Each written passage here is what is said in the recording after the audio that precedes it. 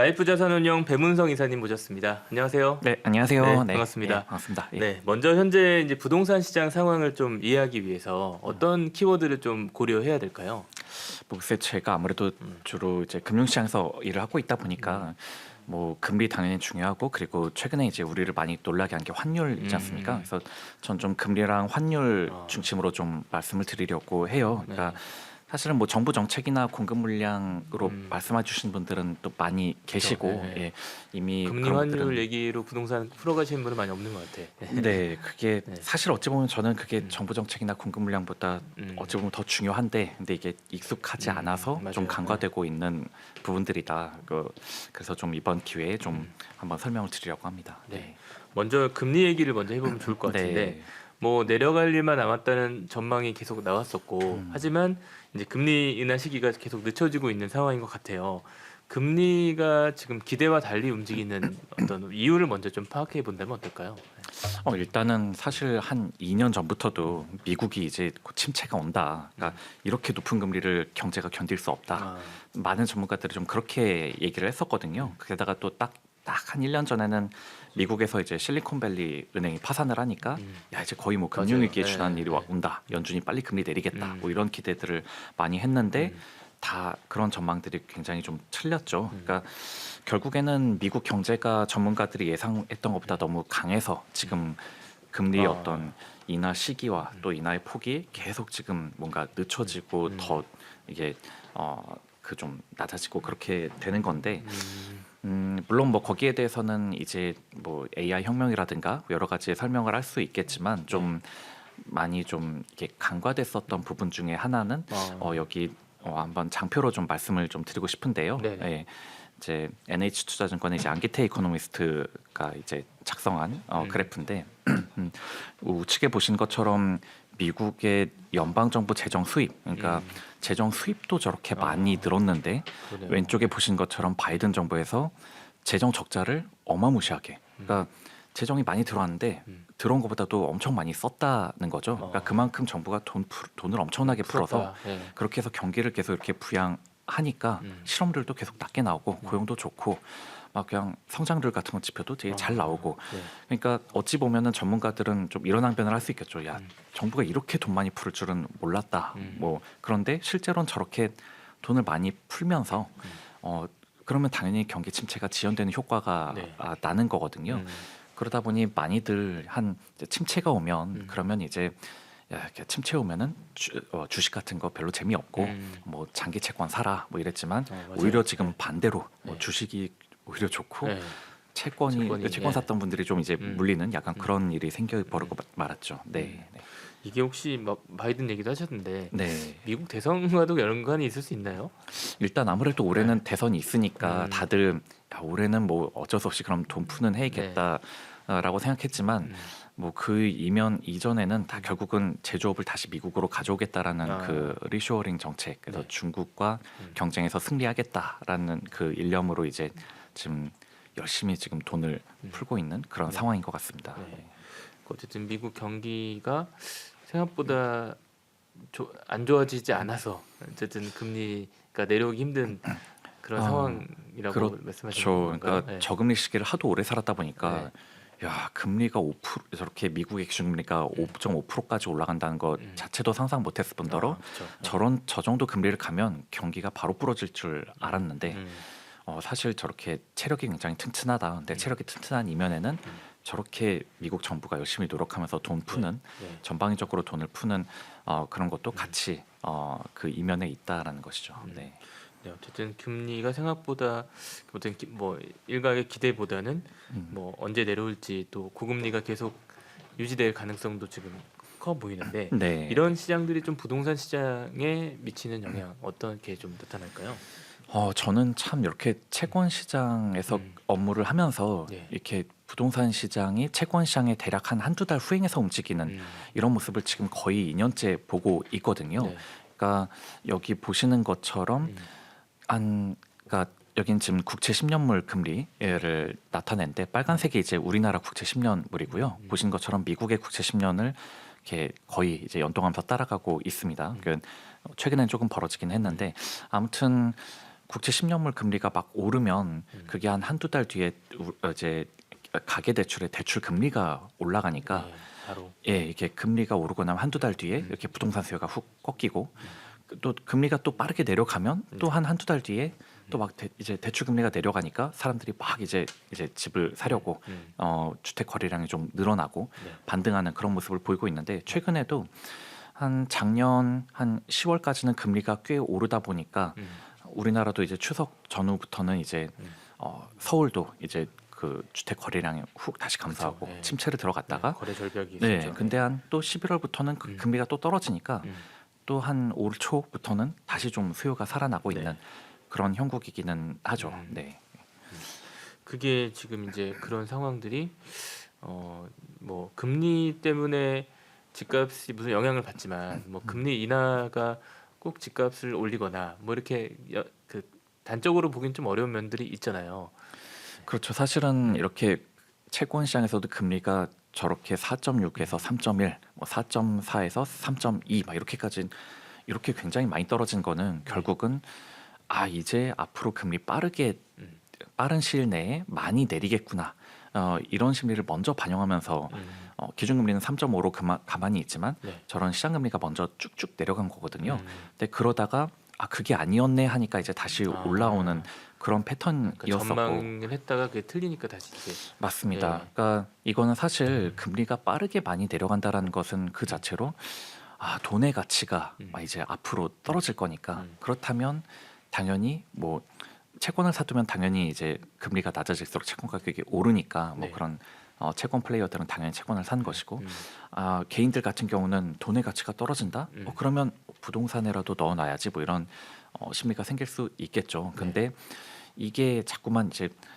빨리 많이 떨어진다라고 생각하면은 이게 얼른 이제 뭐 상급지 부동산을 사고 해야겠지만 네네. 그게 아니다 이게 생각보다 고금리가 지속이 된다라고 하면은 뭔가 이제 상황 판단을 좀 또 다르게 해야 되는 그래서 최근에는 또 다시 이제 미국의 국채 금리가 오르면서 우리나라 국채 금리도 좀 오르는 추세다 보니까 네.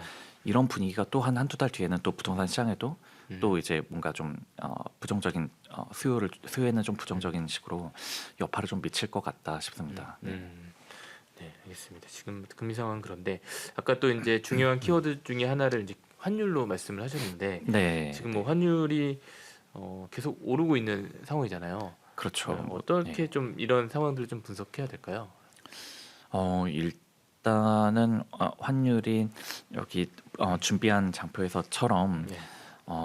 그 미국의 달러 자체가 이제 강달러가 돼서 이제 지금 그 달러 원 환율도 지금 이렇게 올라간 측면이 분명히 있거든요.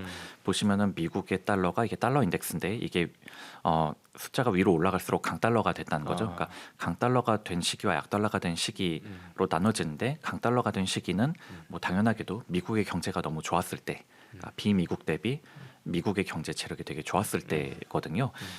그리고 지금은 약간 이제 강달러로 가는 약간 그런 시기죠. 누가 봐도 지금 미국 경제가 비미국보다 경제가 지금 좋은 상황이니까 그러니까 달러 가치 자체가 올라간 게 있고 네. 그리고 다른 한 측면은 지금 뭐 러시아 우크라이나 전쟁에서부터 지금 중동에서도 문제가 터졌고 뭐 또 은근히 지금 중국 대만도 뭔 일 있지 않나 네, 이런 식으로 지금 그런 지정학적인 불안감이 좀, 네. 위기감이 있잖아요. 그러면 이런 시기에는 이제 당연히 안전자산으로 이제 돈을 이제 돌리고 싶은 마음이 생기는데 네.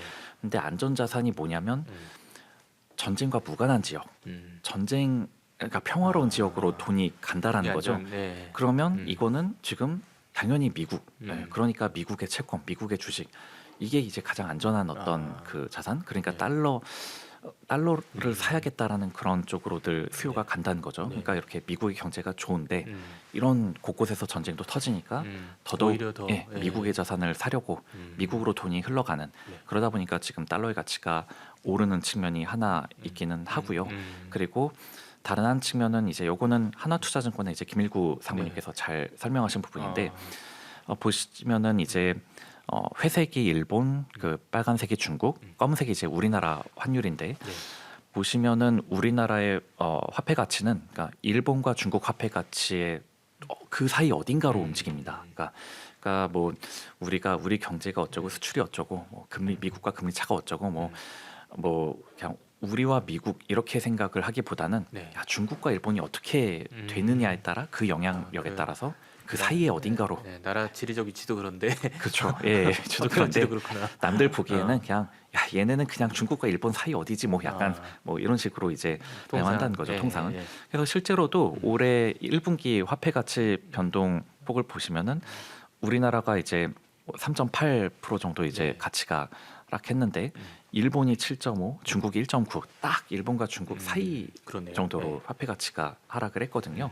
그러니까 결국은 일단은 그 미국의 상황이 너무 좋다라는 거 하나랑 이제 과연 우리나라 그 환율이 앞으로 어떻게 될 건가는 일본과 중국 상황을 봐야 되는데 근데 생각해 보면 일본은 지금 좀 엔저를 계속 좀 그쵸. 예. 예, 누리려는 좀 이게 섣불리 이제 엔고로 가기 어려운 약간 음. 그런 환경에 있고 네. 중국도 이제 자기네 나라 국가 지금 상황이 뭐 썩 이렇게 좋은 상황이 아니니까 이렇게 굳이 위안화를 이제 강세로 할 만한 유인은 없다 보니 이런 여러 가지를 감안했을 때 야, 당분간은 참 원화 가치가 그러니까 달러로 환산했을 때 1,400원 위로도 갈 수 있거나 정말 이 1,300원대 아래로는 가기가 굉장히 어렵겠다. 좀 대체로 이렇게 지금 생각할 수 있을 것 같습니다. 네. 네, 지금 환율이 여러 가지 지금 그런 상황들을 좀 얘기해 주셨는데 사실은 환율이랑 또 우리나라 부동산 시장이랑 이렇게 연관시켜서 분석하는 게 뭐 일반적으로는 좀 어렵게 느껴져요. 그렇죠. 네, 어떻게 좀 네. 이 변화를 좀 읽을 수 있을까요? 맞습니다. 이게 네. 사실 뭐 정부 정책이다, 수급이다 이런 건 네. 바로 와닿지만 네. 환율은 되게 좀 먼 일 그쵸. 예, 예. 같거든요, 마치. 그런데 이게 분명히 어떤 큰 흐름에서는 영향을 미치는 뭐 마치 탄소 배출을 많이 하면 뭐 기온이 올라간다 이런 것처럼 그런 것처럼. 예, 이렇게 분명히 큰 파고는 영향을 미치는 것인데 일단 두 가지 측면 생각해 볼 수 있겠습니다. 그러니까 결국은 부동산이 잘 되려면은 어떤 내수 경기가 좋아야 하는 거잖아요. 네. 그러니까 그 건설, 금융, 금융, 예. 그리고 자영업자, 네, 뭐 그쵸. 전문직 이런 네. 분들은 결국 다 내수 산업에 종사하는 그분들이 분들이고 돈을 잘 벌어야 또 이런 네. 분들이 주로 이제 아파트를 막 매매하지. 사실 삼성전자가 반도체 많이 팔았다고 해서 삼성전자 법인이 막 아파트를 사고 그쵸. 이런 일은 없지 않습니까? 네, 다른 문제지. 네, 네. 물론 삼성자단 분들이 성과급을 많이 받을 수는 있겠지만 음. 그거보다는 자영업자, 뭐 전문직 이런 분들의 시장이 훨씬 더 크단 네, 말이죠. 네. 예.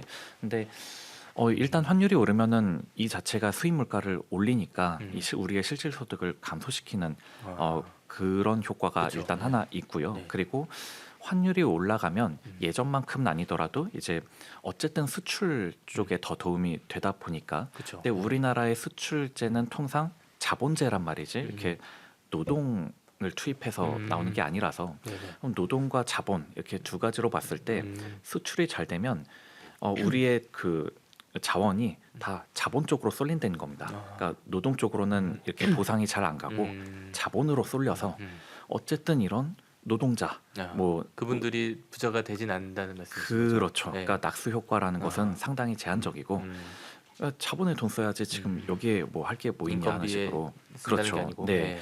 그렇기 때문에 이게 자원의 배분이 노동보다는 자본으로 가고 하다 보니까 여러모로 이 수출엔 좋을지 몰라도 내수를 힘들게 한다라는 거죠. 네. 그래서 결국은 환율이 자꾸 올라갈수록 내수가 힘들어져서 이 자체가 부동산 수요를 되게 위축시키는 방향으로 간다라는 겁니다. 네.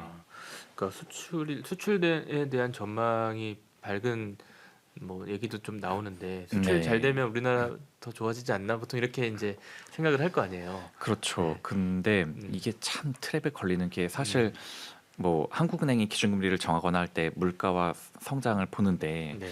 이 성장은 또 수출과 내수를 같이 보는데 수출 덕분에 성장률이 잘 나오면 그러면 성장이 잘 그쵸. 나오니까 네. 금리를 내리기는 어려운데 내수는 힘들어 죽겠다고 하고 내수는 힘들다고 하는데 금리를 막 낮추지도 못하는 그렇죠. 예. 좀 그런 트랩에 또 걸릴 수는 있는 거죠. 네. 예. 그러니까 환율이라는 문제가 실제로 우리의 내수 시장에 영향을 미치고 그게 이제 부동산 시장에도 어쨌든 전반적으로 영향을 미칠 수 있으니까. 예. 그렇죠. 예. 어쨌든 환율이 이렇게 막 너무 오르는 거는 분명히 부동산 시장에 좋은 효과보다는 안 좋은 효과가 이제 매크로적인 측면에서는 더 크게 나타난다라는 겁니다. 네. 네, 알겠습니다. 지금 그러면 또 환율 얘기를 하셨으니까 환율이 좀 다른 자산 시장에 미치는 영향을 좀 어떨까요? 아무래도 이제 네. 가장 큰 거는 이제 결국 지금 서학개미 분들이 많이 느끼실 텐데 네. 미국의 주가가 떨어져도 오히려 그냥 별로 안 떨어 내가 투자했던 그 맞아요. 미국의 네, 원화로 네, 환산했을 네, 때는 오히려 벌었거나 별로 안 떨어졌다 이런 어. 거를 느끼실 네, 네. 텐데 그만큼 음, 자꾸 미국의 주식과 채권을 사려고 하는 맞아요. 그런 네. 쪽으로 돈이 많이 흘러갈 거란 거죠. 음. 예. 이것도 어찌 보면은 부동산은 대표적인 원화 자산이고, 예. 그렇다면은 야, 굳이 이렇게 원화 자산인 부동산 말고 이렇게 미국의 주식이나 채권을 사는 게 어떨까 이런 식으로 또 이제 많이 생각이 전환이 맞아요. 될 수 되게 많이 요즘에 있는 그런 거죠. 생각 예, 하는 것 같아요. 네네, 예. 그러니까 그런 좀 흐름이 좀 그쪽으로 흘러갈 거다. 네. 좀 그런 게 좀 안 그래도 코로나 때 이후부터 이제 서학 게임도 많이 생기고 했지만 특히 이렇게 환율까지도 우상향한다라고 사람들이 생각을 하면 네. 더더욱 이제 그쪽으로 자금이 흘러갈 수 있을 거란 것이고 그걸 사실 또 우리나라 정부나 하는 입장에서는 그게 나쁘게 볼 일도 아닌 것 같아요. 그러니까 네. 어쨌든 일본도 그런 식으로 이제 해외 자산을 많이 사들어갔고 그 덕분에 이렇게 엔저가 됐을 때 그냥 이제 보유 자산 가치는 올라서 지금의 고령화된 인구가 그거를 이제 자산 가치가 오르는 거를 이제 향유할 수 있는 해외에 미리 투자를 한 덕분에 그렇게 됐듯이 우리도 그냥 달러 자산이든 해외 자산을 좀 많이 사두는 게 그게 나쁘지 않다라는 판단을 이렇게 국가적으로도 하고 있는 것 같고요. 예. 혹시 상대적으로 그러면 우리나라 이제 코스피 시장 같은 경우는 자금이 이제 아무래도 관심은 미국이나 이쪽으로 가기 때문에 네, 영향 받는 게 좀 있을까요? 그게 아무래도 이제 개인의 투자가 이렇게 자꾸 이렇게 벌써 몇 년째 야 미국에 투자했더니 거기는 주가도 오르는데 환으로도 먹더라 막 이런 학습 효과가 자꾸 생기면 네. 국내 증시보다 미국 증시를 쳐다보는 그런 일들이 좀 생길 수 있을 것 같고 그래서 실제로도 이렇게 전업 투자로 나가신 분들을 네. 좀 간혹 보면은 어, 이분들이 오히려 낮에 한가하고 밤부터 바빠지는 그러니까 이게 그러니까 국장을 보시는 것보다는 네. 미국장에 막 집중을 하면서 아. 밤낮이 막 바뀌는 삶을 사시는 분들이 점점 막 생기는 것 같습니다. 네. 알겠습니다. 지금 이제 또 금리와 환율 얘기 좀 해주셨는데 이 궁금한 거는 자산가들은 어쨌든 돈을 또 갖고 있잖아요. 그래서 아까 네. 말씀하셨듯이 부동산이 지금 뭐 들어갈 시기가 아니라면 또 다른 더 좋은 자산 쪽으로 옮기고 이렇게 움직일 텐데 네. 어떻게 좀 이렇게 그 움직이고 있는지 궁금하기도 하더라고요. 그게 네 사실은 이 예전만 해도 이제 많은 그런 자산가 분들은 통상 이제 PB 분들이 많이 상대를 하니까 네. 그러면 PB와 이렇게 컨설팅을 하면은 결국은 기승전 건물 뭐로 그쵸. 종결이 됐다 그래요. 네. 그러니까 뭐 이렇게 많이 이런 거 버시면 네. 건물 하나 이제 사서 맞아요. 예. 그게 이제 또 수익이 또 그렇죠. 예, 꾸준히 그런 나오니까. 거에서 이제 네. 월세도 잘 받고 또 건물 가치가 또 이제 올라가면 또 그거대로 이제 또 나중에 팔아서 차익 실현 크게 하고 네. 그게 하나의 어떤 큰 내러티브 결국은 건물을 사야 된다였지만 지금은 그 내러티브가 서서히 변화는 하는 것 같습니다. 그러니까 워낙에 채권 금리 자체가 올라가니까 네. 이게 수익형 부동산 사는 것보다 오히려 채권 국채 같은 거 사는 게 더 이렇게 현금 흐름에도 도움이 좋고 되니까. 네. 거기다가 이제 건물이라는 것도 이제는 공사비가 하도 오르다 보니까 이게 노후화됐을 때 다시 고치고 뭐 리모델링하는데 비용이 너무 많이 든다라고 생각하면은 또 이게 유지보수가. 그렇게 네. 유지보수란 네. 차원에서도 그렇게 썩 이렇게 매력적인 투자가 아닐 수 있잖아요.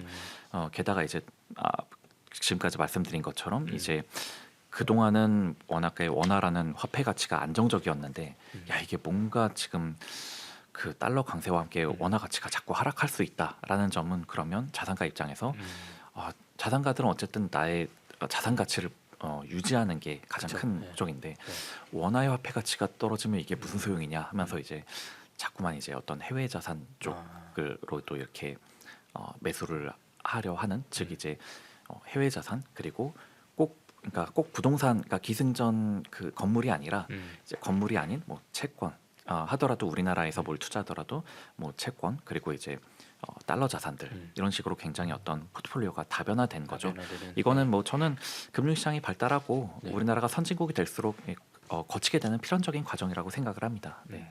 이번엔 그 부동산 문제에 대해 좀 더 깊게 들어가 보려고 하는데 뭐 4월에 부동산 PF로 인한 큰 위기가 올 수 있다는 말들이 많이 있었고 지금도 뭐 이게 완벽하게 해결됐다고 보기는 좀 어렵다고 여겨지는데 현재 상황을 좀 평가해 본다면 어떠실까요? 네, 이게 그 굳이 4월이라고 한 이유는 아마도 총선이 4월에 있었기 총선, 네. 때문이고 그 총선 결과를 보고 나서는 이제 상황이 달라질 거다. 왜냐하면 총선 전까지 정부가 어떻게든 부동산 PF 문제가 터지지 않도록 좀 네. 이렇게 관리를 관리하고 네. 막아왔으니까 네. 이제 그러면 그동안은 총선 때문에 막았으니 총선 이후엔 그러면 이제 서서히 구조조정을 하지 않겠느냐. 그래서 이제 뭐 더 큰 위기가 올 수 있다라고 맞아요. 한 것 같아요. 네. 근데 이제 사실 구조조정이라는 게 질서 있게만 한다면 뭐 이거는 그쵸. 그냥 병을 치료하는 아. 것이지. 근데 이제 음. 우려하는 건 질서 있게가 아니라 한 방에 터지면 어떡하지? 아. 뭐 약간 그- 정부나 금융당국이 관리를 좀 잘 못하면 어떡하지? 뭐 그거긴 한데 그쵸. 현재의 상황은 그냥 일단 음. 규모 차원으로 먼저 설명을 드리면요. 네. 이거는 이제 한국은행의 이제 금융안정 보고서에 나왔던 우리나라의 2008년부터 2022년까지의 이제 PF 전체 규모인데, 네. 근데 보시다시피 2008년에 요때가 이제 그 전에 PF가 가장 많았던 시기거든요. 과거에. 근데 2008년이 한 80조 정도 전체 다 해서 그 정도였었고 네. 그 뒤로 이때도 PF 문제가 워낙 심각하니까 그 뒤로 계속 질서 있는 구조 조정을 해서 이 규모를 40조까지 대략 반토막으로. 예, 네. 반으로 규모를 딱 줄여버렸습니다. 그러니까 계속해서 그 사이에 저축은행과 건설사들이 무너지고 예, 그 결과 80조가 40조까지 반토막이 되게 났죠. 아픔이 있었네요. 그렇죠. 예, 반토막까지 아픔과 가는 데 함께 있어서. 예, 이게 규모가 줄어든 건데, 근데 지금은 이제 이게 여기엔 140조라고 써있긴 하지만 여기다가 이제 상호신용금고들, 새마을금고 이런 것까지 다 합치면 지금 한 160조 이 정도로들 추산하거든요. 네네. 그러니까 가장 심각했던 2008년 대비 좀 2배 정도 규모인 건데, 그러면 야 제일 심각할 때보다 2배나 돼? 그럼 대체 이게 뭐야? 할 수도 있겠지만 2008년에 비해서 공교롭게도 우리나라의 명목 GDP가 딱 2배고요. 그리고 시중은행들의 자기 자본 규모도 딱 2배입니다. 그러니까, 예, 그러니까 명목 수치들이 딱 저때의 2배니까 PF도 80조에서 160조 딱 2배. 그러니까 지금의 심각성은 그러니까 그 질적으로 봤을 땐 2008년 저 당시와 좀 유사한 정도의 심각성이고, 네. 그러면 저 때도 여기서 더 이제 키우면 안 된다. 이제부터는 구조조정서 줄여야 된다. 네.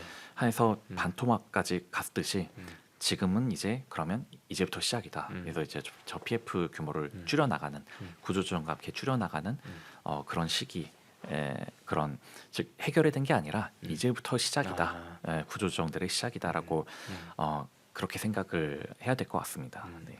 지금 뭐 사실 규모면에서 보면 160조면 엄청난 건데 네. 뭐 아까 말씀하셨듯이 감당할 만한 현재까지는 수준이었다고도 볼 수 있을 것 같은데 지금 이제 여러 이제 그 부실 사태가 좀 과거와 달리 더 심각하다 이렇게도 볼 수 있는 이유가 있을까요? 이게 아까 양적으로는 80조에서 160조지만 GDP라든가 뭐 이제 금융기관들의 자본 규모가 거의 2배씩 성장했으니까 네. 그러니까 그때보다 양적인 측면으로 봤을 때는 그러니까 2배 심각한 게 아니라 그냥 유사한 거다 이렇게 그쵸. 말씀은 드렸죠. 네. 근데 네.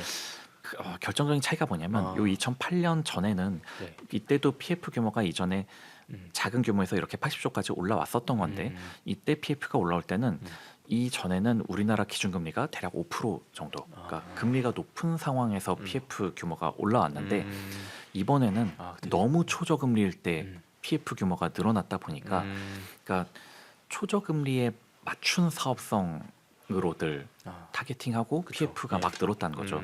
그런 상황에서 지금 금리가 올라버렸으니까 금리가 되게 빠르게 낮아지지 않으면 그 부담이 네. 과거보다는 지금 되게 크다. 좀 그런 상황으로 봐야 되는 거죠. 그러니까 그때는 막 다들 조달을 막 1%대로도 막 되다 보니까 네. 야 수익이 한 2, 3%만 나도 막 이제 그 땅을 막 사들어가고 막 이랬는데 그렇게 해서 땅을 너무 비싸게 샀다. 네. 좀 그게 지금 좀 큰 과거 대비 좀 더 심각하다라고 보는 포인트가 되겠습니다. 그러니까 예를 들면 뭐 태형건설이나 최근에 어려움을 겪고 있는 그런 건설사들이 금리가 낮을 때 비싸게 산 그렇죠. 그런 네. 케이스일까요? 네. 그렇죠. 그러니까 음. 좀 그런 건설사들이 저 2008년 이전에는 그러니까 높은 금리를 부담하면서도 샀던 땅들이라면 이번에는 태용건설 같은 경우도 2020년, 21년에 조달 금리가 막 2% 정도였거든요. 네네. 그러니까 2%의 조달이 되니까 그냥 뭐 그쵸. 부담 없이 막 네네. 이게 또더 이거저거 할 수 있는 여력이 생기고, 예. 막 땅 사고 PF 막 하고 이렇게 좀 많이 늘려 버렸던 거죠. 예. 그렇구나. 그런 게 이제 그러니까 과거와 규모는 뭐 비슷한 뭐 경제 상황으로 봤을 때 비슷하지만 네. 그 내부로 들어가 보면 부담은 엄청나게 늘어난 그렇죠. 네, 저금리 상황. 네. 덕분에 늘어났고 그게 지금 고금리 상황이 직면하면서 음. 이제 난이도가 훨씬 더 높아졌다. 물론 이제 이 고금리가 다시 저금리로 빠르게 내려가면 난이도가 훨씬 다시 쉬워지긴 하겠지만 네. 지금 봐서는 야 이렇게 저 코로나 때처럼 저런 저금리로 당분간 가지는 못하니까 그러면 이제는 어쩔 수 없이 수술하고 저 심각한 데부터 구조조정 들어가야 된다. 지금 이렇게 상황을 이제는 제대로 직면을 해야 되는 시점이 된 거죠. 네. 그래서 그 위기론에 대한 이제 사람들의 뭐 여러 가지 시각들이 있던데 그래도 지금 이제 지금 위기는 정부가 어느 정도 감지를 하고 있는 상태잖아요. 네네. 그러다 예, 보니까 관리도 음. 이제 어느 정도는 될 것이다. 음. 뭐 그런 의견도 있더라고요. 네. 사실은 뭐 예를 들어서 저 한 음. 160조에서 네. 그냥 단순 무식하게 계산해서 한 30% 날리면 이제 그걸로 구조조정 끝이다라고 하면 대략 그게 한 50조 정도 규모인데 네네. 근데 이 50조가 공교롭게 한전이 지난 2년간 늘어난 차익 규모가 50조쯤 됩니다. 네네. 그러니까 전기요금을 올리지 않음으로써 한전이 부담해야 됐던 게 50조고 그래서 한전이 차입금이 50조가 늘어났다고 해서 한전이 망하거나 우리나라가 망하지는 않았잖아요. 그쵸, 네. 그러니까 PF의 부실로 그냥 단순 추정하는 그 50조도 뭐 공기업들이 막 이렇게 사주거나 뭐 시중은행들이 막 사주면 그러면 뭐 이게 이 문제는 해소가 되겠지만 네. 문제는 야 그러면 좋을 때 돈은 쟤네들이 벌고 어. 이제 와서 뒤처리는 그치. 무슨 공기업과 네, 은행 보고 하라는 어. 거냐. 게다가 공기업들은 이게 국민의 세금 어찌 보면 국민의 세금으로 지금 맞아요. 저 네. 문제를 처리하라는 약간 그런 게 돼버리니까 이거는 상당히 또 그런 자원 배분의 어떤 정치적인 문제로 네. 넘어가는 거거든요. 아. 그러니까 아마도 뭐 공기업이나 은행이 어느 정도 이제 이게 어떤 국가 경제의 경착륙으로 가면 안 되니까 좀 밑을 좀 받쳐주고 적당히 좀 그런 작업을 하긴 하겠지만 이걸 다 할 수는 없다는 것이고 그러니까 이걸 만약에 다 한다고 생각하면은 한전이 50조 늘어난 것처럼 뭐 우리나라를 망하게 할 정도는 아니기는 하지만 이제 제2금융권과 건설사들을 망하게 하는 기에는 충분한 네. 것이고 그러면은 전반적인 이런 금융이나 건설 섹터에 종사하는 분들은 이제 당연히 그러네요. 과거보다 네. 실질 소득이 네. 줄어들고 구조조정이 일어나니까 이제 실업자가 음. 이쪽 섹터에서 실업이 막 늘어나고 이런 게 이제 좀 이제 부동산 경기에 아무래도 좋을 수는 없는 식으로 영향을 미치게 될 수밖에 없는 거죠. 네. 그게 말씀하신 대로만 이어진다면 또 진짜 여러 가지 사회적 문제가 될 수 있는 요소가 되니까. 네. 그렇다면 어느 정도 좀 실제로 구조 조정이나 좀 정리가 될 거라고 좀 보시나요? 네. 이게 슬슬 글쎄 이제 그 올해 연초에는 지금 태영건설부터가 이제 못 네. 버티고 이렇게 손을 들었듯이 지금 우리가 약간 이름을 잘 모르는 건설사들은 지금 또 계속 우리 모르게 법정 관리를 우리 막 모르게, 들어가고는 네. 있고 네. 그러다가 이제 슬슬 우리가 이름도 아는 건설사들로 이게 전이가 되기는 할 것 같아요. 그러면서 이제 저축은행부터 이제 슬슬 좀 이제 힘들어지기 네. 시작을 하고, 그러니까 즉 은행은 문제가 없지만 이제 비은행 금융기관들 쪽에서는 이제 손실이라든가 이런 것들이 좀 꽤 많이 이제 발생을 하기 시작하는. 네. 그러면서 좀 이제 약간 그쪽 이렇게 산업과 그쪽 산업 종사자들은 침체를 이제 계속 맞이하게 된 거죠. 실제로 지금 여의도 같은 경우 분위기가 안 좋은 게 네. 그 전까지는 부동산 덕분에 막 이렇게 증권사나 이런 금융기관 돈 많이 벌어서 성과급도 많이 주고 하다가 네, 네. 이제 이쪽이 완전히 이제 맞아요. 그 이제 오히려 구조조정을 하는 측면이 되니까 좀 그 성과급도 잘 못 주고 그래서 분위기 전체가 이제 다운되는 이런 식으로 좀 흐르고 있습니다. 그렇구나. 어쨌든 위기라는 말이 맞는 말이긴 하네요. 그렇죠?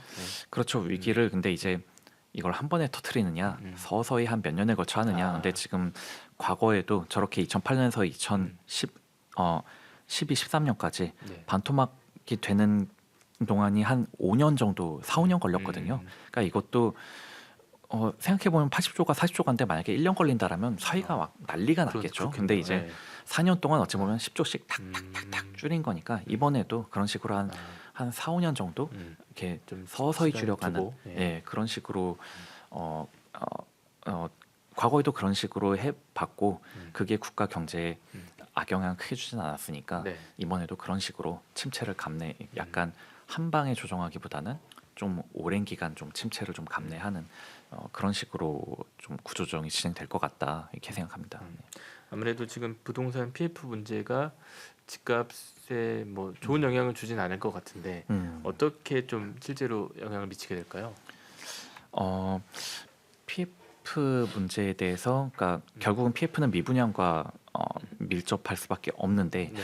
여기 보시면은 이 그래프는 이제 익히 잘 아시는 뭐 서울에서 재개발 재건축 수주가 되는 그런 탑 건설사들의 연도별 분양 물량인데 보시다시피 이제 집값이 많이 올랐던 시기에 분양을 많이 했거든요. 그러다가 작년 같은 때는 분양을 굉장히 안 했습니다. 그래서 이런 부분을 놓고 이제 일부 전문가분들은 맞아요. 야 네. 분양이 너무 줄어서 공급이 줄었으니까 이제 집값이 오를 수밖에 없다 이런 말씀을 하시기도 하는데 근데 과거에도 보면 분양 물량이 이렇게 적었던 요 시기들에 분양 물량이 계속 한 3, 4년 적었지만 이 시기에 집값이 안 올랐었거든요. 뭐 이 부분은 하나 그냥 포인트로 짚어드리고 그리고 왜 분양을 이렇게 줄였냐면은 원래 이런 건설사들이 대략 연간 한 1만 2만 세대 정도 분양을 했지만 작년에 한 3, 4천 세대밖에 분양을 안 했어요. 그러니까 그만큼 분양이 자신이 없던 거죠. 그러니까 뭐 해서 잘 된다면 당연히 막 그쵸, 많이 했을 텐데 적절할 텐데. 그리고 PF가 많다는 건 그만큼 지금 분양 대기 물량이 많다는 의미거든요. 네. 근데 이거를 작년에 3, 4천호 했던 것도 얘기를 좀 업계 얘기를 들어보니까 이제 작년에 3, 4천호 했던 게 네. 그나마 가진 것 중에 제일 좋은 거 분양을 한 거다. 먼저. 예, 먼저 네, 제일 좋은 걸 한 거고 그러면 지금은 그거보다는 좀 안 좋은 것들이 네, 남았다. 그러네요. 네. 근데 올해 다들 PF가 많으니까 말씀드렸듯이 이 자체가 분양 대기 물량이 많다는 건데 네. 이제는 미룰 수 없이 분양을 다 이걸 해야 된다는 거죠. 네. 그래서 올해는 이런 건설사들이 다들 한 1만 2만 세대 분양할 거다라고 IR에서 다 얘기를 하고 있거든요. 네네네. 그러면 작년보다 좀 더 안 좋은 대기 물량들을 이제 1만 2만 세대씩 분양을 할 거라는 것이고 그렇다면은 이런 탑 건설사들 맞죠 이런 지경인데 네. 그보다 좀 더 네임밸류가 떨어지는 건설사는 당연히 더 지금 더 안 좋은 사업장들을 밀어내기 분양을 할 수밖에 없고 미분양이 또 그러면 미분양이 이제 확 증가하게 될 거고 미분양이 증가하면 필연적으로 미분양을 이 상태로 놔두면 현금 이게 수치가 안 되니까 그쵸, 예. 할인 분양이라도 해서 팔고 현금화를 해야 되거든요. 그러면 이제 미분양이 어느 정도 늘면 할인 분양을 하게 되고 그러면 야 이게 새 집이 할인 분양을 함으로써 새 집의 가격이 이렇게 떨어진다. 연쇄적으로, 예. 그러면은 당연히 구축을 왜 사? 지금 이렇게 새 집도 저렇게 할인 분양한 저가격인데 이런 식으로 좀 연쇄적으로 집값에는 좀 부정적인 영향을 미치게 된다라는 겁니다. 그러네요. 미분양이 늘어난다는 게 그런 또 연쇄적인 반응을 일으킬 수 있는. 네. 근데 물론 이제 서울은 웬만해서 미분양이 잘 안 나니까 이거는 약간 서울과 비서울을 좀 구분해서 생각할 네. 문제긴 하죠. 네. 예. 그 또 하나 문제가 지금 분양 시장에서는 사실은 공사비 때문에도 영향을 미치고 있잖아요. 네. 이런 상황들은 좀 어떻게 좀 맞아요. 그러니까 나타날까요? 또 이제 공사비가 너무 올랐기 때문에 음. 그래서 집값이 이제 떨어지지 않을 거다. 야 원가가 이런데 그럼 신규 공급을 네, 공급이 하려면 또 안 되고. 그렇죠. 네. 공급이 안 되고 네. 그러면 이 원가 이상에는 팔려야 공급이 될 거 아니냐. 근데 공사비가 너무 올랐다. 근데 공사비가 많이 오른 건 사실입니다. 여기 네. 보신 것처럼 네. 한 코로나 이후 때부터 이제 이 건설 공사비 지수라든가 표준 건축비가 이렇게 탁 이렇게 튀었거든요. 예, 많이 올랐는데 근데 과거에도 이렇게 한 지금 우리가 겪었듯이 이렇게 많이 올랐던 시기가 있는데 언제 많이 올랐냐면은 결국 이제 그 집값이 많이 올라서 건설사들이 집을 많이 지으니까 이것도 수요의 공급 문제처럼 집을 많이 짓기 시작하니까 음. 그 건설 현장에서 일할 수 있는 사람들의 인건비도 확 오르는 거죠. 네. 이제 그러니까 결국 이 모든 게 인건비가 많이 올라서 문제고, 그러다 보니까 이런 건설 현장에서 일하시는 분들, 뭐 네. 조선소에서 일하시는 분들의 그 인건비가 어마무시하게 지금 올라서 네. 그게 이제 공사비를 올린 건데, 음. 근데 우리가 간과하는 거 하나는 어디까지나 우리가 집값을 구성하는 요소가 이제 공사비 말고도 땅값이 굉장히 큰 그렇죠. 예. 부분을 차지하는데, 분양가를 산정할 때, 분양가 선정할 때 게다가 이제 땅값은 거기다가 이제 PF로 조달을 해서 사니까 이게 이자 비용이 또 다 사실상 땅값 원가거든요. 그렇구나. 그래서 네. 사실은 땅값과 이자 비용 이 음. 두 가지가 지금 원가에서 되게 큰 비중을 차지를 하고 있는데, 네. 이게 이제 PF 구조 조정이 일어나게 되면은 이런 땅들이 이제 경공매로 나와서 땅값 자체가 이제 좀 싸짐으로써 원가 부담이, 공사비는 올랐지만 땅값이 과거보다 좀 이 부담이 낮아지면서 네. 분양가를 또 낮출 수 있게 되는 그런 요소로 작동하거든요. 그러니까 현금이 결국은 있는 건설사 좀 모아놨던 건설사들은 오히려 땅을 싸게 사서 이제 사업을 할 수 있는. 그렇죠. 네. 이제 좀 현금이 좀 있는 건설사거나 아니면 좀 뭐 시중은행처럼 이렇게 좀 자금 여유가 있는 곳들은 오히려 이런 기회 때 이제 더 이제 낮아진 땅값에 PF를 일으켜서 이제 새로운 공급으로 이렇게 창출을 할 수 있다는 거죠. 네. 그런 면에서는 그런 이제, 면에서 꼭 네. 공급 부족을 이렇게 장기적으로 걱정할 일은 아닐 것 같다. PF 구조정이 일어나면 그러면 이제 땅값이 이제 낮아짐으로써 이제 그렇게 다시 공급이 다시 활성화될 수 있다라는 네. 겁니다. 예. 그런 사이클이 다시 돌아온다 이렇게 봐야겠네요. 그렇죠. 예. 네. 비용 부담이 낮아짐으로써 거기로부터 이제 공급이 다시 창출되는 그런 사이클을 우리가 기대해 볼 수 있다는 거죠. 최근 이게 투자 시장 관점에서 봤을 때 개인 투자자들이 이렇게 채권 시장으로 몰리고 있는 분위기가 나타나고 있다고 알고 있는데 네. 예전과 비교했을 때 좀 어떤 상황이라고 봐야 될까요? 네. 그 참 엄청납니다. 저도 이 그렇구나. 정도로까지 올 줄은 네. 몰랐는데 네. 여기 요 표를 보시면요, 이 그래프를 보시면 이거를 2020년보다 더 과거로 쫙 끌어도 네. 개인이 채권을 매수하는 규모는 월 한 2, 3천억 정도에 불과했었거든요. 네네네. 그러니까 전혀 채권 시장에 영향을 미치지 그렇죠. 못하는 채권은 완전히 기관 투자자들의 그렇구나. 장이었었는데 개인의 영역은 아니었구나. 그렇습니다. 예. 근데 한 2022년 하반기쯤부터 이때가 이제 국채 금리가 막 4% 막 넘어가기 시작한, 뭐 이제 안정적으로 3%는 넘어가는 시점인데 네. 이때부터는 개인들이 채권을 순매수를 이제 월간 한 3, 4조씩 3, 4조요? 3, 4조씩 하기를 시작했습니다. 네. 이게 얼마나 어마무시한 규모냐면, 그래서 개인들의 채권 보유 잔량이 보시다시피 한 2022년 1월만 해도 8조에 불과했는데 네. 지금은 한 대략 한 50조 정도 하고 있거든요. 그러니까 엄청나네. 순매수를 한 40조 넘게 한 거죠. 근데 네. 이렇게 순매수를 40조 정도 한 기관은 한 은행 말고는 다른 기관은 이렇게까지 이 기간에 순매수를 한 기관이 없거든요. 네. 그러니까 개인이 이제는 약간 채권 시장에서 무시 못할 존재가 된 셈이죠. 그러니까 그리고 그 기저에는 과거에는 채권 투자해봤자 저 코로나 이럴 때는 뭐 채권 금리가 1% 막 뭐 이러니까 네. 사람들이 그냥 내가 이렇게 수익률을 현금으로 얻고 싶어도 수익형 부동산 사지 뭐하러 맞아요. 채권 네. 금리도 안 나오는 채권 사냐 이랬는데, 이제는 뭐 한 3, 4% 이쯤 나오니까 오히려 수익형 부동산보다 이게 더 지금 더 수익률이 높은 것 같은데 높다. 하면서 네. 이쪽으로 지금 자금이 개인들의 자금이 꽤 많이 오고 있는 것 같습니다. 그럼 지금 말씀하신 대로 채권 시장에 이런 유동성 자금이 몰리는 것도 어떤 측면에서는 부동산 시장과도 연관이 되게 큰 거네요. 그렇죠. 지금 오히려 음. 그나마 지금 그 부동산 수요가 좀 이렇게 온기가 좀 도는 서울만 해도 지금 뭐 약간 이게 비수도권 같은 경우는 여전히 좀 침체 국면이고 이제 네네. 그나마 서울 수도권이 조금 이제 거래량이 올랐는데 그런 서울 수도권도 사실 거래량이 과거에 비해서는 굉장히 좀 적은 편이거든요. 그러니까 과거 평균보다 거래량이 여전히 적은 편인데 보시다시피 채권은 어마무시하게 지금 그러니까요. 거래 규모가 늘었단 말이죠. 게다가 지금 한 가지 현상이 이게 아직 장기적인 데이터로 보기는 어렵지만 지금 보면 60대는 집을 좀 팔고 30대가 집을 산다. 뭐 네. 이렇게 세대적으로는 그렇게 얘기를 하는데 음. 생각해 보시면은 60대는 이제 은퇴를 해서 내가 이제 어떤 안정된 소득이 있는 게 아니다 보니까 나의 현금 흐름이 더 중요한 연령대고 30대는 내가 그래도 직장을 다니니까 현금 흐름보다는 뭔가를 사서 시세 차익을 얻으려고 그쵸. 하는 네. 그렇게 이해관계가 좀 네, 다르잖아요. 공격적인 네. 투자도 가능하고. 네. 근데 제가 생각했을 때 제가 음. 만약에 지금 60대고 이제 은퇴를 한 사람이라면 근데 내가 한 집이 한 두 채 정도 있다. 네. 그리고 내가 안 살고 있는 집이 만약에 한 15억 정도 한다. 서울에. 그렇다면은 이거를 전세를 놓으면은 기껏해야 한 7, 8억 정도 음.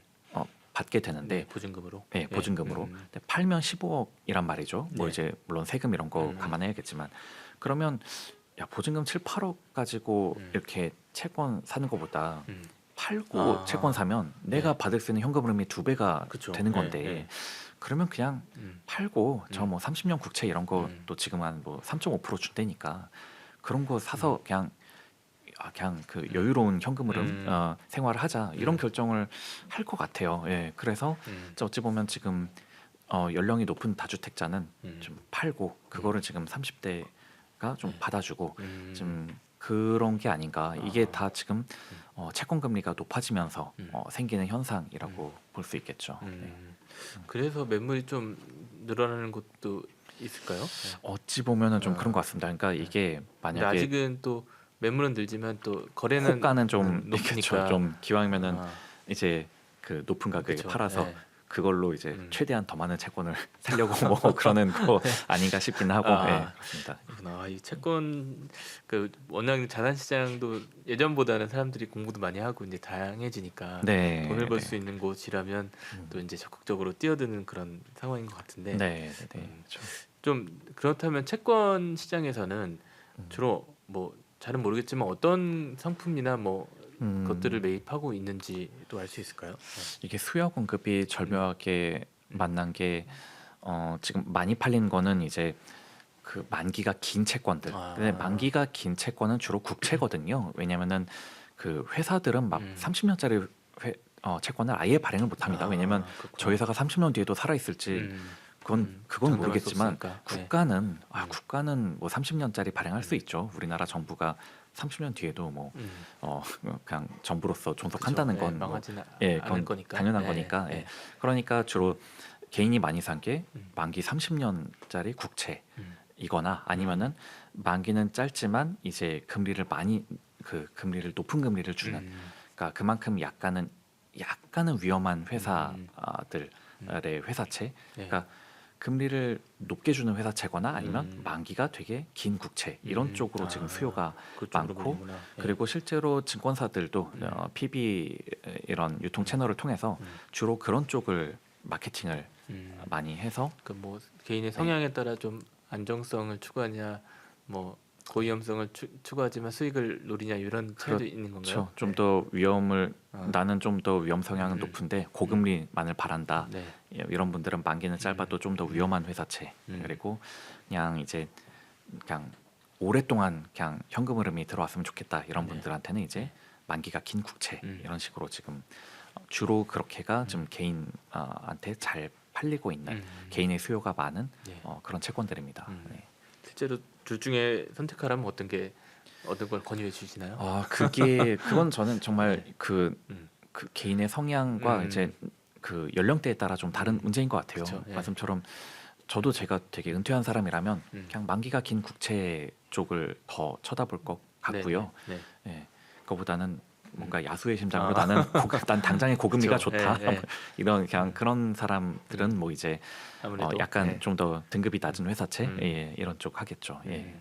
알겠습니다. 지금 어쨌든 개인들이 그런 채권 시장에 엄청나게 돈을 쏟아붓고 있는 상황인데 네. 뭐 금리 상황도 좀 변화가 계속 되고 있고 혹시 개인 투자자들도 채권 시장에 들어갔다가 손해를 볼 수 있는 여지는 얼마나 된다고 봐야 될까요? 그게 안타깝게도 그 손실로 이어진 사례들이 적지 않은 것 같습니다. 네. 왜냐하면은 제가 앞서 보여드렸던 이 그래프처럼 국채 금리마저도 이렇게 변동성이 높게 흘렀거든요. 네네. 즉 이때쯤에 예를 들어서 뭐 한 2023년 상반기 요때 상당히 개인들이 국채 많이 사셨는데 이때 사신 분들은 이 뒤로 국채 금리가 이렇게 많이 오름으로써 굉장히 마음고생을 좀 많이 하실 수밖에 없었던 거죠. 네. 예를 들어서 만기가 30년짜리를 샀다라는 네. 거는 뭐 지금 듀레이션 개념을 설명하기는 어려우니까 그냥 단순하게 채권은 시장 금리와 채권 가격은 반대로 움직이거든요. 그래서 한마디로 나는 채권을 지금 3%를 30년 동안 받는 거를 샀는데 네. 이제 어느 순간 이제 30년 동안 이제 이자를 주는 채권이 4%가 됐다. 그러면은 나는 매년 1%씩 손해를 본 셈이 되잖아요. 그렇죠. 그러면 나의 채권 가격은 거의 30% 떨어졌다. 이렇게 아. 생각하면 되는 거거든요. 네네. 그러니까 저렇게 만약에 이 시점에 30년짜리 국채를 샀다라면은 이렇게 거의 한 1% 포인트 가까이 오를 때는 내가 한 거의 30-30%내 채권 가격이 손실을 보는 셈이 된 거죠. 그러니까 이거는 네. 야, 내가 암호화폐 샀다가 20% 떨어졌다는 그래 대학 위험한 거 있으니까 하지만 네. 야, 국채를 샀는데 지금 내 이게 자산이 들어가는 시점이 되게 중요한 거군요. 그렇죠. 예, 들어간 시점이 중요해서 게다가 아마도 이때쯤 이 국채를 살 때는 네. 아마 본인도 그렇게 생각했을 거예요. 이게 네. 다시 4%로 오를 일이 없을 거다. 앞으로 금리는 더 내려갈 일만 남았지. 네. 이게 이렇게 4%로 올라간다라는 생각을 잘 못했을 거예요. 그러다가 이때 사신 분들이 이제 굉장히 고생을 했고 네. 그나마 지금쯤 이제 좀 이제 본전 정도가 온 네. 본전보다도 지금은 또 다시 저게 3.5% 이쯤 왔으니까 약간 오히려 또 좀 약간 손실을 본 그런 셈이 좀 된 거죠. 그래서 물론 그러다 보니까 드리고 싶은 말씀이 이렇게 장기 국채를 이렇게 살 거면은 네. 그냥 내가 그냥 이 금리를 그냥 저 만기 때까지 계속 받는 걸로 만족하겠다. 물론 이게 너무 올라버려서 네. 야 내가 나중에 샀더라면 이제 3%가 아니라 4%를 30년 동안 받을 수 있었을 텐데 내가 왜 일찍 사서 지금 3%밖에 못 받나 마음은 쓰리겠지만 그쵸. 그냥 그냥 3%로 그래 3% 내가 받는 거 만족하자 이렇게 지내다 보면 어느 순간인가는 분명히 또 이 그 금리가 떨어지긴 할 거거든요. 네네. 그러면 그때 가서 마음 편해지자라는 그래도 잘했다. 생각으로 네. 예, 그렇게 접근을 하면 좋겠고 그리고 또 개인 입장에서는 저 같은 사람이야 이제 채권 시장에서 직접 운용을 하는 네네. 사람이다 보니까 네. 기관 투자자들이 사고 판 거는 마치 좀 도매가와 소매가 같은 개념으로 생각하시면 좋겠어요. 그러니까 저희 같은 기관은 채권을 사고 팔 때 드는 비용이 네. 적지만 개인은 채권을 사고 파는데 이제 증권사의 수수료를 되게 많이 내야 되거든요. 네네네. 그러니까 채권을 한번 사고 그냥 주로 만기 때까지 가져간다는 생각으로 접근해야지 막 채권을 막 개인이 사고 트레이딩을 판다. 한다는 건 수수료를 막 살 때 팔 때 막 이렇게 떼이기 때문에 생각보다 그렇게 뭐 시세 차익을 많이 내기는 좀 어렵습니다. 그거는 이제 기관들이 가능한 영역이지 네. 개인이 그러기는 개인이 좀 쉽지 하기는 않다. 어렵고. 네. 예. 그러니까 장기채를 살 거면 뭐 이제 뭐 요새는 이제 ETF도 많이 나오니까 그런 쪽은 수수료를 적게 내니까 뭐 그쪽으로 생각을 해보시거나 아니면은 직접 채권을 산다라면은 그냥 만기 보유를 하겠다는 약간 그런 자세가 좀 그런 마음가짐이 좀 필요할 것 같습니다. 네. 알겠습니다. 혹시 이제 뭐 채권 시장 전망도 좀 해주시면 좋을 것 같은데 뭐 금리 인하 기대감으로 뭐 채권 시장이 더 좋아질 거라는 얘기도 전에 나왔었는데 뭐 지금 뭐 투자를 하려는 마음이 있는 분들이라면 좀 어떻게 해야 될지. 네, 이게 참 사실 연초만 해도 이제 연준이 기준금리를 이제 뭐 7번 내릴 거다. 네. 시장은 막 그러고 그러니까 당연히 한은도 최소한 3번은 내릴 거다. 뭐 이런 기대감이 있었지만 맞아요. 예. 벌써 이제 고작 1분기 지났지만 심지어는 이제 야 미국이 금리를 올해는 안 내릴 수도 있을 것 같다. 이 정도로까지 와버리고 그러다 보니까 우리나라 한은도 기껏해야 하반기에 한 번 내릴 수 있는 거 아닐까? 이렇게 굉장히 금리 인하에 대한 기대감이 네. 많이 후퇴했거든요. 그러니까 사실 개인적으로는 연초에 좀 시장의 기대가 너무 과하다는 생각을 해서 네. 지금은 어느 정도 이제 되게 많이 시장이 침착해졌다. 그러니까 지금 정도의 어떤 컨센서스 좀 연준이 많이 내려봐야 한 두세 번 뭐 연준은 한 두세 번 내리고 그러면 한은도 기껏해야 한두 번 내릴 수 있지 않나. 뭐 이 정도 감을 잡는다면은 네. 그러면 채권을 투자했을 때 시세 차익을 빠르게 많이 얻을 수 있다.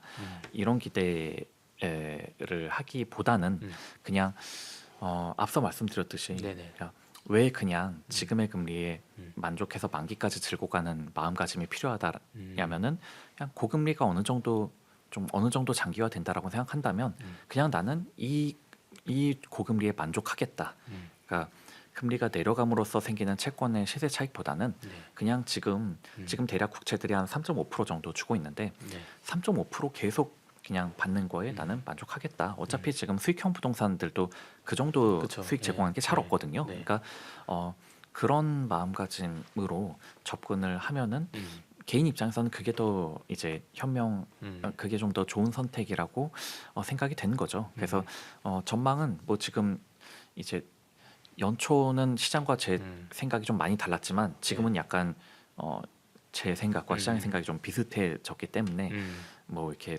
고금리의 어느 정도의 장기화 그리고 금리는 생각보다 그렇게 빠르게 많이 떨어지지는 않을 것 같다. 뭐 그 관점을 좀 최소한 올해 내년 정도는 네. 그 관점이 좀 유효하다라고 생각을 하고 있습니다.